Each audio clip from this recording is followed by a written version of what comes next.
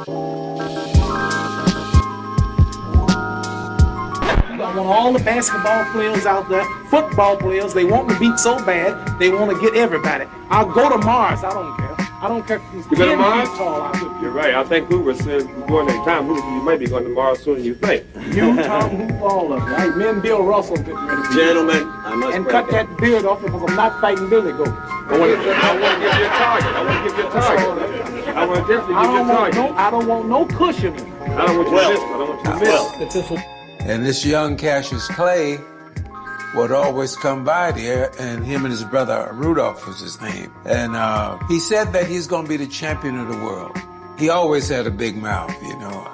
I'll be the champion of the world. You know, he had all this energy, and he was ambitious, and the young guys at that time wasn't thinking like he was thinking. 1960, I'm in the Olympic Village in Rome, and this person is sitting on some steps, and he's got a gold medal around his neck, and he's talking about what he's going to do with his life. I'll tell Henry Cooper he's watching this show to come to the fight and be ready to fight, because I'm coming to get you. I'm coming to London to get you. And after I'm through beating him, I think he'll have to join the Beatles and be a singer. Well, Henry Cooper's nothing but a tramp. He's a bum. I'm the world's greatest. He must fall in 5 rounds, but if you talk about me, I'll cut it 3. I'll never fight another fella tough as Doug Jones, not even that big ugly bear Sonny Liston. Is he your next fight? Well, after I annihilate this Henry Cooper, I want that bear. And what's going to happen to him? Bad. What's going to happen to him? He might be great, but he'll fall in 8. Some of the things that Cassius Clay has been saying, for example, yesterday he said when Liston fights Cassius the Great, everyone will compliment him for falling in 8. Do you have anything to say about that? The one thing I can say, don't get your tickets late. If they're waiting on it's only in the first round, they might miss it. Well, do you think it'll end in 2? Well, you can cut your life if it ain't going 4.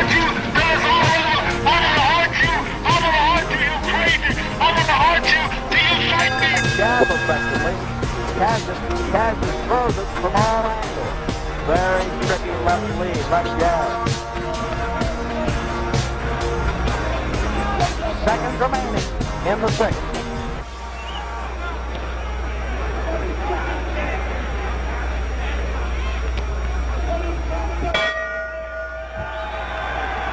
Joe Lewis, Joe, looking in toward the champion's corner, what do you think is going on in Sonny's mind at this point? Well, I think Sonny now is beginning to worry now. At least his corner is beginning to worry now, because I think that they feel now that Clay have all the confidence he needs and go home to defeat Sonny. So I think that the corner now beginning to worry a little bit now. Now they're working, as we note, with our camera shots in there, below the left eye. They've already worked below the right eye. There you see them. Joe Polino trying to keep that cut closed.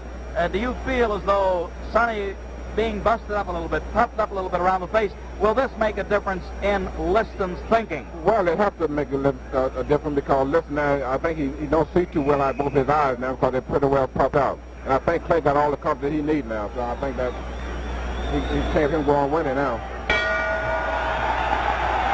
They might be stopping it. That might be all, ladies and gentlemen. Get up there, Joe. Get up there. Get up in the ring.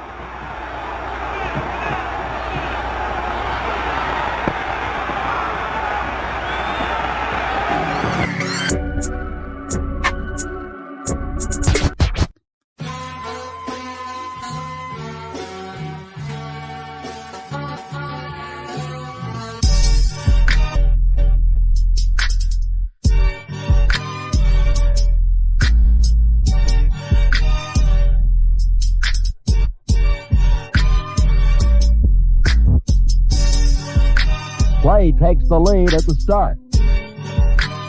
As he did the night he won the title, Clay uses the ring, makes Liston look slow. In a moment, as Liston reaches with a left lead, Clay will counter with a right over the left and drops the challenger. Aye, mustard on the beat, ho, Debo, any rap nigga, he a free throw, man down, call like Amber Lambs, tell him breathe, Nella nigga to the cross, he walk around like T, so what's up with these jabroni ass niggas trying to see Compton, the industry can hate me, fuck them all and they mama, how many ops you really got, I mean it's too many, I named Floyd Patterson the rabbit, I named Sonny Liston the bear, and and he shall be known as officially as the Mummy. The Mummy. And why the Mummy? Because he fights. When he's fighting, if you ever watch him in the ring, he drags like that after his opponent.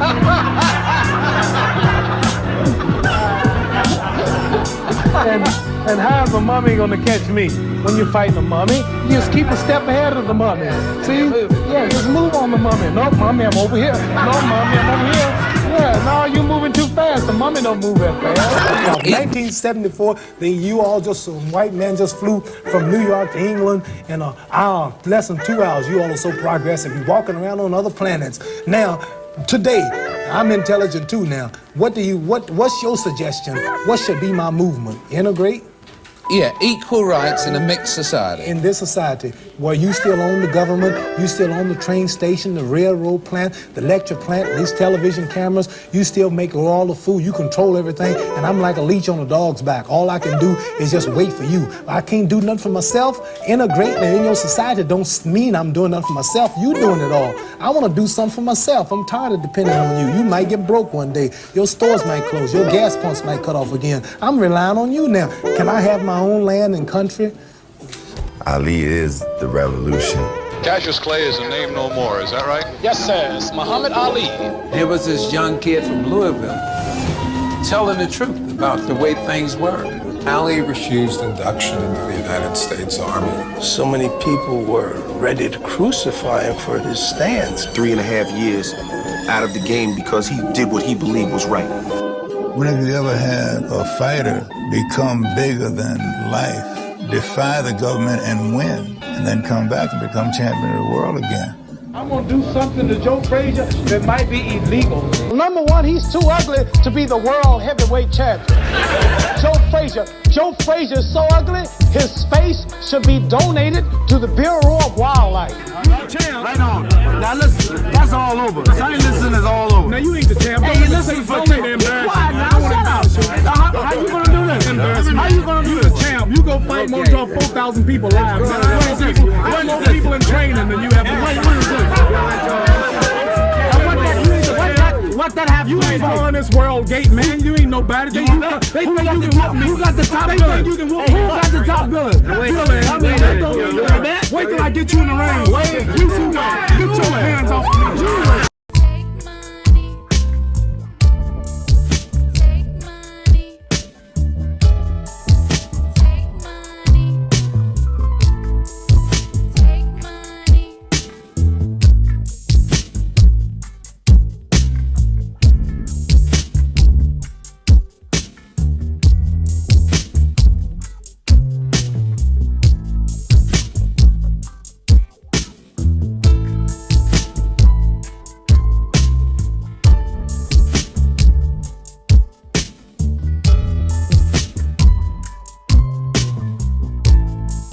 Us waiting for this fight. I think we deserve a hand. We've done a lot of work to accumulate $1 billion, which is bigger than the Super Bowl, the Rose Bowl, the Kentucky Derby, the Indianapolis 500. All right, but let's get and the World Series. Them two men you watching right there beats everything America ever produced. Two black brothers. All right, what was your feeling at this point? Get on off of that mess. I'm talking about something now. I said them two black men right there can command more world attention than everything America can produce. Now we finish talking.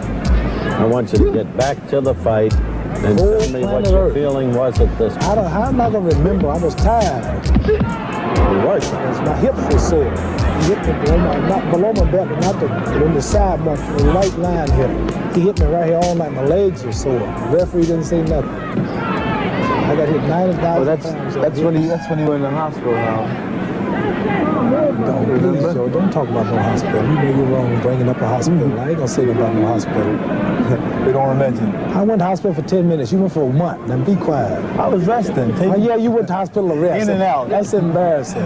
Don't nobody go to hospital arrest. And why did you bring? I wasn't gonna bring up the hospital. That shows you how dumb you are. How come people don't go in? That shows how dumb you are. How come people? He brought up the hospital. Who don't go? What's this? What was happening there, Joe? I go to hospital for 10 minutes. Motion to the mechanic. He go for a month. Why did he bring that up? I really don't know. I'm trying to listen to this. This cat saying about something. He gonna bring up the hospital. So what's different? Why'd you bring up the hospital? I went to the hospital for Tommy. Why you figure I'm ignorant? I went to the hospital for Tommy. Why you think I'm ignorant? Man, you know, you sat down. Sit down, man. Sit down, Joe. Why you think I'm ignorant? Sit down, Joe. Huh? Sit down quick. Why you think I'm ignorant? The brothers are here. You doing this too? No. Sit down quick, Joe. About to end, and it is over. It went the distance. Joe Frazier talking to Ali during the course of the fight, looking at him laughingly, even scornfully.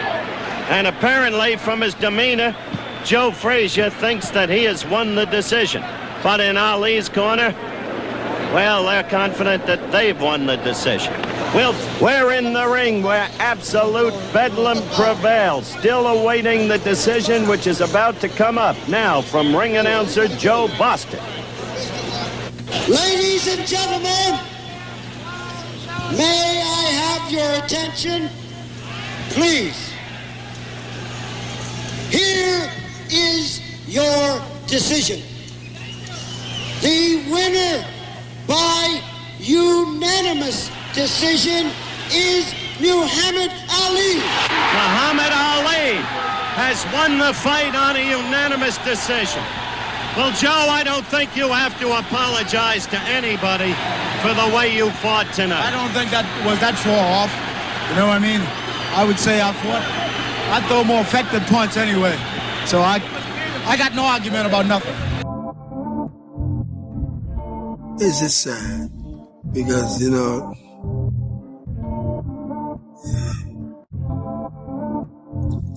it's sad because, you know, he's a great guy and hoping that maybe he could like live the kind of life that we live, you know. I'd love to see him do that. You know, because he earned that. Sincerity, something I never said. I got to admire this man to be where he is today, to have went as long as he did. The fight will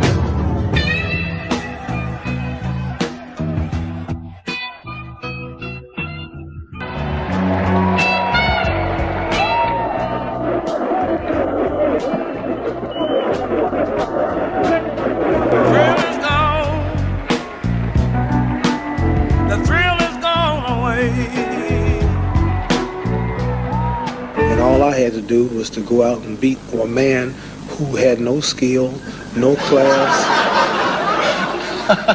Seriously, the man had no skill. I don't know why the world was so foolish to believe in him and think that I wasn't going to win. He only beat Joe Frazier, who was fat and off that night. He fought a Ken Norton, a fellow who was frightened, fought me, but they wouldn't fight him. Joe King Roman, the Puerto Rican champion in Japan, who had no skill. He's never been over 5 rounds in the past 10 years. The man fights like a woman. He's wild, no class, no science, and then ugly, and I just don't know why they think I'm so great now because I beat George Foreman. He wasn't nothing, no way. They underestimated him. I tried to tell you he wasn't nothing. So now they rank me the best athlete in the world. I mean, I would say that if they would say over all that I've done, if they're saying since I've been in the ring, I would say they're right. But I don't think just over winning that fight, they should make me the man of the year. When Hank Aaron, I think, should be people like him. But you can't put down Foreman like that, you know, can you, Muhammad? Because I did put him down. We leave then. We leave. But they'd miss you. I know it. One last question. At the end of your life, whether it was Allah who was saying it, Elijah Muhammad, or whether it was something that someone wrote about you after you'd gone, what's the thing you would most like people to say about your life? He was a great champion, or what? What would you like people to think about you when you've gone? I'd like for them to say he took a few cups of love. He took 1 tablespoon of patience, 1 teaspoon of generosity, 1 pint of kindness. He took 1 quart of laughter, 1 pinch of concern, and then he mixed willingness with happiness. He added lots of faith, and he stirred it up well. Then he spread it over a span of a lifetime, and he served it to each and every deserving person he met. Muhammad Ali, thank you very much.